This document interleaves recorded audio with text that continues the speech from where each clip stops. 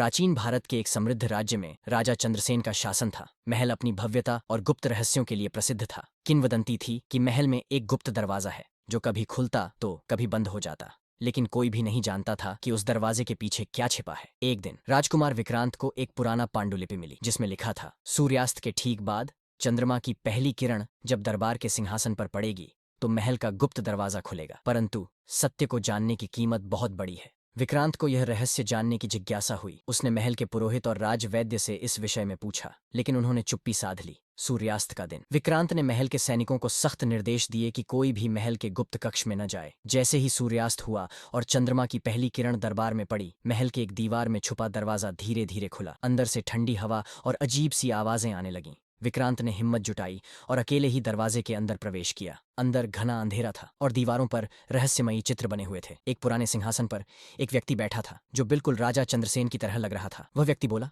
तुमने सत्य को जानने की ठानी है, लेकिन क्या तुम इसके लिए तैयार हो? विक्रांत ने सहमते हुए कहा, आप कौन हैं? वह व्यक्ति धीरे से हंसते हुए बोला, मैं तुम्हारा पूर्वज हूँ और यह महल एक श्राप से बंधा है। जिस दिन यह दरवाजा पूरी तरह खुल जाएगा, पूरे राज्य पर तबाही आ जाएगी। अचानक मोड़ विक्रांत जैसे ही बाहर की ओर भागा, दरवाजा फिर से बंद हो गया। जब उसने महल के लोगों को यह बात बताई तो सबने विश्वास करने से इनकार कर दिया। अगले दिन राजा चंद्रसेन ने विक्रांत को बुलाया और कहा, यह गुप्त दरवाजा महल का सबसे बड़ा रहस्य है। जो भी इसे खोलता है उसकी यादें मिट जाती हैं। विक्रांत चौंक गया। विक्रांत कुछ भी याद नहीं था कि वह दरवाजे के अंदर क्या देखा, लेकिन उसके हाथ में एक चिन्ह था जो उसके पूर्वज की चेतावनी की पुष्टि करता था। क्या विक्रांत सचमुच उस रहस्य को जान पाया, या यह महल आज भी किसी गहरे राज को छुपाए हुए है?